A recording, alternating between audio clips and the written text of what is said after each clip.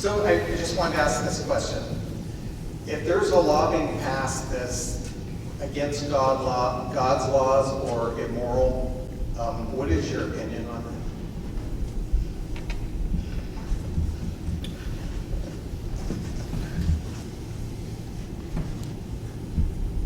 It's a difficult answer, and I think I know where you're coming from on this. When laws are passed, as a commissioner, my understanding is commissioners don't make laws. So those laws would be coming from an organization above us, correct? Is that where you're saying? And then how would we react to those laws that are being passed down? Yes. It's a difficult position because at that point in time, we are there to uphold the law. We can create ordinances, but at the same time that those laws are being handed down to us from up above, the only recourse I know that you would have without violating those laws in this position would be to work with your state representatives at that point. I could be off base in how I'm interpreting this, but when those laws come down to you, they are handed down as laws, and you can be against them personally if you want. But when it comes down to following them or having to choose how best to navigate through those, you have to have some type of a collaboration with your state officials at that point to be able to push back and to also articulate your issues with those laws and hopefully get them changed and get those also amended. Because if they're coming down to you, you have to understand why. Because myself, it would be a moral issue completely on how to approach that. And I would really hope that our elected state officials don't put anybody at any county level into that position.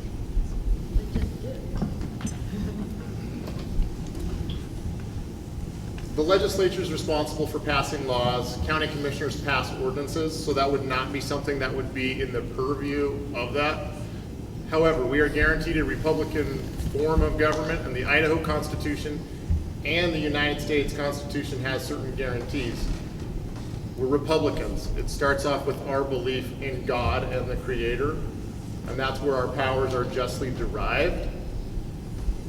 I am not concerned at this time in this state that that will occur, but we would go through the process, and as a county commissioner, you would speak with council to make sure that you're having a moral government. County commissioners pass ordinances. Zoning ordinances are in regards to, and that's from the police powers of the state. We have a responsibility, though, to protect individual liberties as elected officials. Ron Korn, absolutely not. As a Christian, I could not follow a law that went against Christ's law. As your representative, I would do everything possible to try and protect our community, to try and protect Bonner County from any unjust or laws such as the mask mandates. What's coming next is going to be the jab mandates. We got real lucky this time. It was close. There's absolutely no way that I would expect any of you to put something into your body that you did not want to. I don't care if it's a law or not. Thank you. Rich Harder. My first duty is to God. My second duty is to the Constitution. And after elected, then my duty would be to represent you. There are so many laws on the books right now that are against God's law. Thank goodness, thanks to Scott putting it on the GOP platform, and is it now, abortion's now illegal at 14 weeks? Is it 15? 6 weeks, I'm sorry, 6 weeks. Thankfully, we made that decision. As an elected official, I have to follow the law, but if it's against my conscience, if it's against my God, if it's against my beliefs, then no, I will do everything I can to obfuscate that law.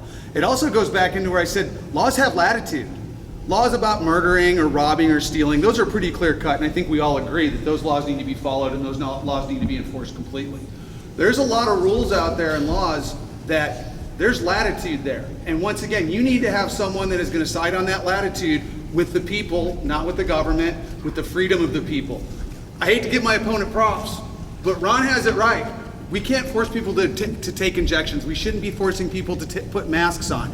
It's not my job. If God does not give me the authority to do it to myself and to do it to the people around me, you can't vote that authority to me, to make me force all of Bonner County to do something else. So, thank you. Dave Bowman, District 3. So, all laws come, the Constitution is the supreme law of the land, and all laws are derived from God, and I believe that. If a law gets passed that's ungodly,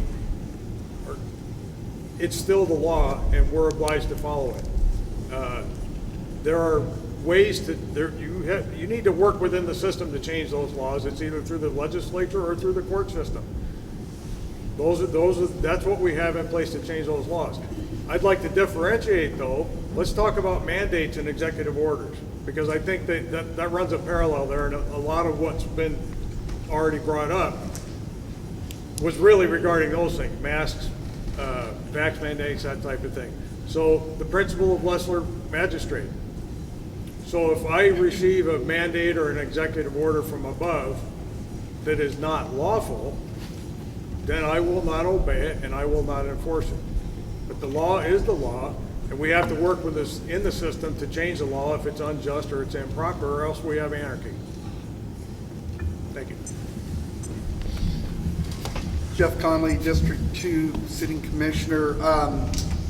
So when you take your oath of office and you swear to uphold the Constitution of the United States, the Constitution of the State of Idaho, and the laws, it becomes very conflicted in this situation, because that's what you're saying. Yeah, I agree to do that. Now, I would say to you that there has to be some leeway in the way you approach those laws. Everybody can look at and define in their own way what that means. But as far as I'm concerned, that's totally unconstitutional. And if I'd fight it, we would not impose it, and we would fight it. But luckily we live in the state of Idaho, and I'm pretty sure that they're going to take care of those rights for us. Randy Flaherty, District 2. She's gonna bring me my microphone. Randy Flaherty, District 2.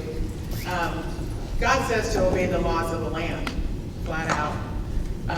I believe that we should follow the laws, that we have laws that are set. I don't know what's happening with this right now, sorry. I believe that we should follow the laws. If it was something that would morally compromise me, I would totally be against it. And for that reason, I would like your vote. Thank you. We'll come closer. Asia Williams, District 2. If the law said Asia had to perform an abortion, I'm not doing that because it violates my principles and my values. I think one of the things that happens is we're not just talking about laws, we're talking about things that we can be compelled through via just signing. For example, I've been speaking a lot about ARPA. It's not a law, but it specifically tells you what you are exchanging for the money of ARPA. And there's civil liberties involved in that.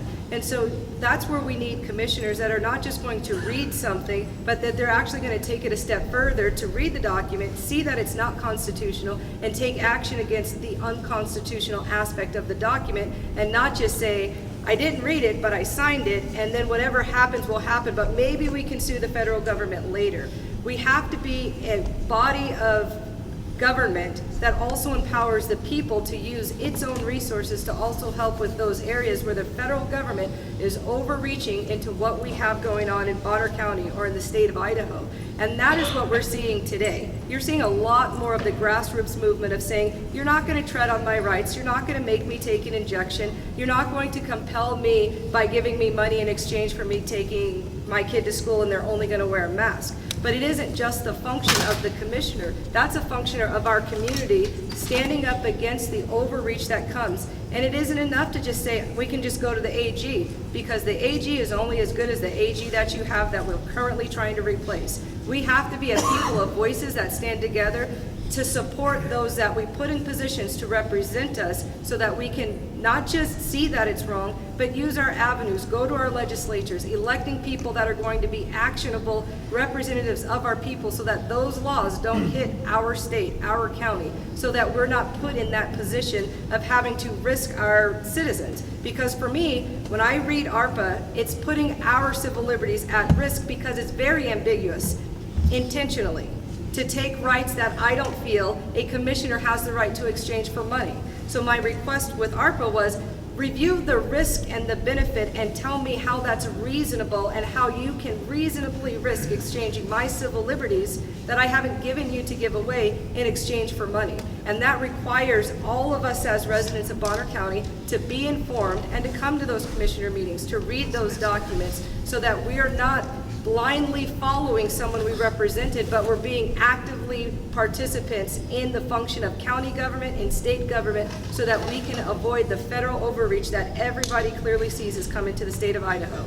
That's why this election is so important, because I know I've read everything ARPA.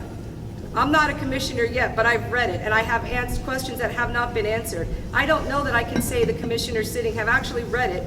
They haven't even made a decision on whether or not to spend it. They're waiting for more information while a community is at risk, with a recommendation from our county clerk that if we're not spending it, send it back, because we don't want to be holding money that we know we're not going to spend. We need a leader that has action, and right now we're at risk with that alone. That's one we know of. By the time we see what's happening federal and statewide, we don't know where it's going. Sorry to see that.